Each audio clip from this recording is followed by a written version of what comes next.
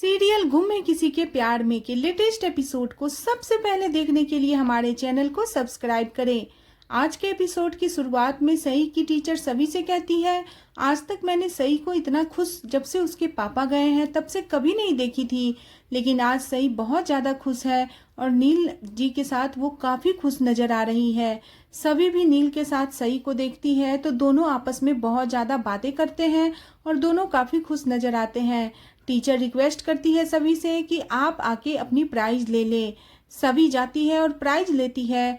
तभी सई बहुत ज़्यादा खुश हो जाती है। सभी और नील को प्राइज मिलता है और वहाँ पे एक लड़का फ़ोटो खींच रहा होता है प्राइज सेरेमनी का। तो सई जाके बोलती है कि अंकल एक फ़ोटो आप मेरे मोबाइल से भी ले लो, और सई नील से फ़ोन मांगती है और एक फ़ोटो सेल्फी खिंचवाती है।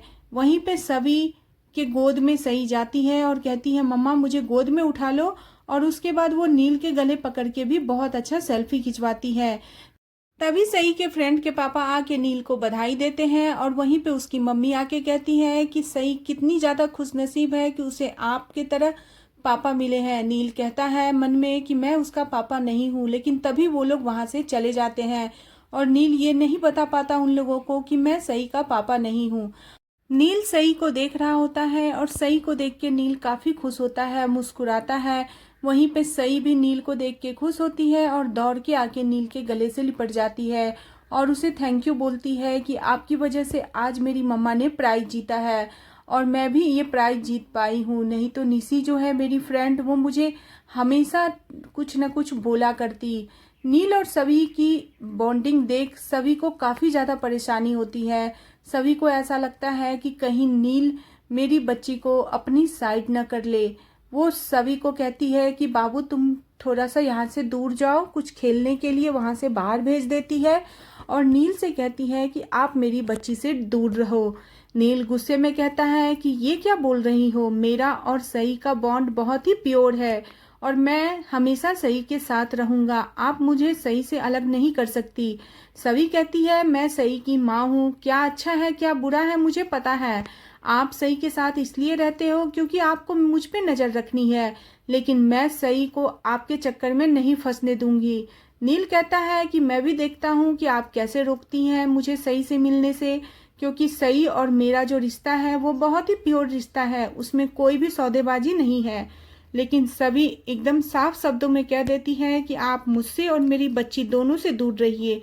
आप सई से इसलिए ये प्यार दिखा रहे हैं क्योंकि सई मेरी बेटी है। नील बार बार उसे कहता है कि मैं नहीं जानता था कि सई आपकी बेटी है और मुझे नहीं पता था पहले से कि सई आपकी बेटी है, लेकिन सई से मुझे कोई अलग नहीं कर सकता। तभी सई वहाँ आती है और नील से लिपट जाती है और बहुत ही प्यार से नील को बाय करके वहाँ से चली जाती है।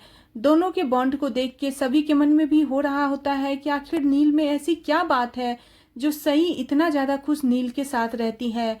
सई वहाँ से चली जाती है और नील उसे देखता ही रह जाता है।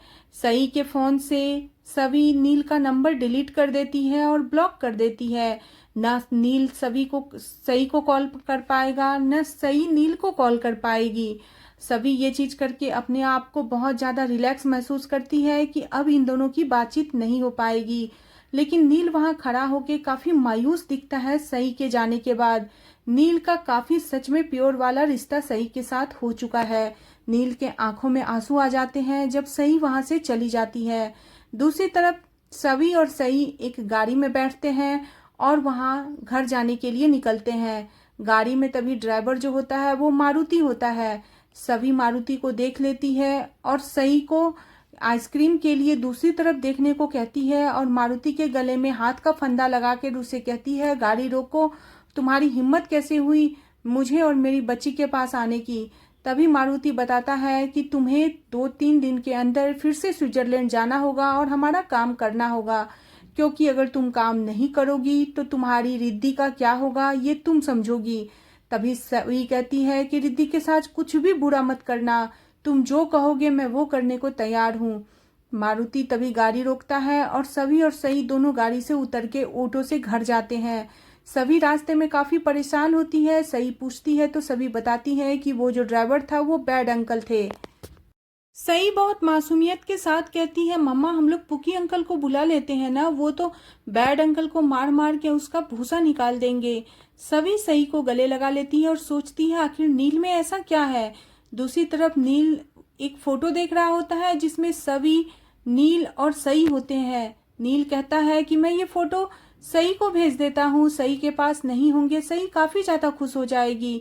लेकिन फिर उसे सभी की बातें याद आती है और नील फोटो नहीं भेजता है और सोचने लगता है कि आखिर सभी क्यों मुझे सई से दूर करना चाहती है।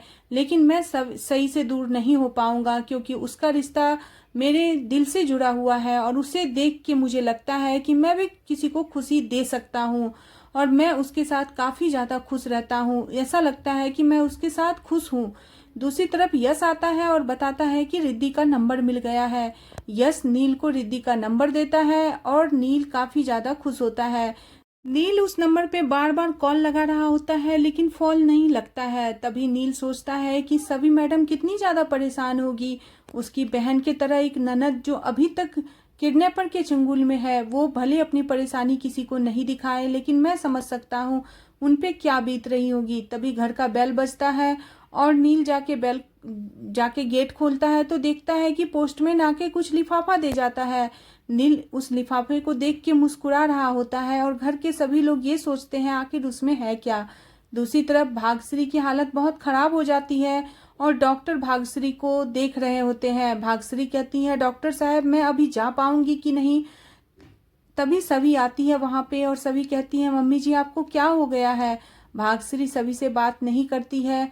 डॉक्टर सभी से कहते हैं कि मुझे आपसे कुछ जरूरी बात करना है और डॉक्टर सभी को साइड में ले जाता है और कहता है कि इसकी परेशानी ये नहीं है कि ये बीमार है, इनकी परेशानी ये है कि ये जिनसे बात करना चाहती है, जिनसे मिलना चाहती है, आप किसी भी तरह उनसे इनको मिलवा दीजिए। दूसरी ओर रिद्धि मारुति दोनों साथ में होते हैं। मारुति रिद्धि को खाना खिलाने की कोशिश करता है लेकिन रिद्धि खाना नहीं खाती है। मारुति कहता है, मुझे समझ में आ गया तुम्हें क्या खाना है, और मारुति वहां से चला जाता है। इधर नील लिफाफा खोलता है तो नील देखता है कि यहाँ पे तेजस्विनी का सर्टिफिकेट आया हुआ है एमए का और वो यूनिवर्सिटी में टॉप की है। यश को देता है। यश ये चीज देख के घर वालों को बताता है। नील काफी ज्यादा खुश हो जाता है। घर वाले भी ये चीज देख के शॉक्ड हो जाते हैं कि तेजस्विनी का इतना अच्छा रिजल्ट आया है। तभी वहां पे मंजरी सर्टिफिकेट देख के बोलती है कि तेजस्विनी ने इतने अच्छे नंबर लाए हैं, आज अगर वो होती तो कितना अच्छा होता। लेकिन भूषण वहां पे बड़बड़ाता है कि वो तो उस बिजनेसमैन के साथ गुल खिला रही थी। तभी मंजरी कहती है कि तेजस्विनी के कितने छोटे छोटे सपने थे, उसे पढ़ना था, कुछ करना था, बेचारी सारे सपने को पीछे छोड़ के दुनिया से चली गई। लेकिन लीना भूषण से कहती है कि आप इस तरीके से बात मत करो, नहीं तो नील सुन लेगा। नील सारी बातें सुन लेता है और नील कहता है कि यही अचीवमेंट अगर मुझे मिला रहता तो घर में हलवा बनते और बप्पा को चढ़ाया जाता। लेकिन तेजस्विनी की इस चीज को देख के कोई कैसे खुश हो सकता है जिसने तेजस्विनी के साथ इतना बुरा किया है। नील ये सारी बातें बोल के वहां से जाने लगता है। विनोद समझाने की कोशिश करता है लेकिन नील कहता है, बाबा रहने दो, मुझे सब पता है, मैं कोई छोटा बच्चा नहीं हूँ। और ये बात कह के नील वहां से चला जाता है। सभी लोग नील को देखते ही रह जाते हैं। मंजरी कहती है कि काश नील की जिंदगी में कोई ऐसा आए जो नील का ख्याल रख सके जैसे तेजस्विनी रखती थी, और वो नील को उसी तरीके से प्यार करे जैसे तेजस्विनी करती थी। दूसरी तरफ डॉक्टर की बातें सुन के सभी कहती है कि मैं कोशिश करूंगी कि मम्मी जी को रिद्धि से जल्द मिलवा दूं। और आज का एपिसोड यहीं पे खत्म हो जाता है। सभी परेशान हो जाती है। आज आने वाले एपिसोड में देखने को मिलेगा कि नील के साथ सई फादर्स डे सेलिब्रेट करती है। आज का एपिसोड आपको कैसा लगा प्लीज कमेंट करें और बने रहे सीरियल गुम है किसी के प्यार में। नेक्स्ट एपिसोड के लिए चैनल को सब्सक्राइब करना बिल्कुल न भूलें।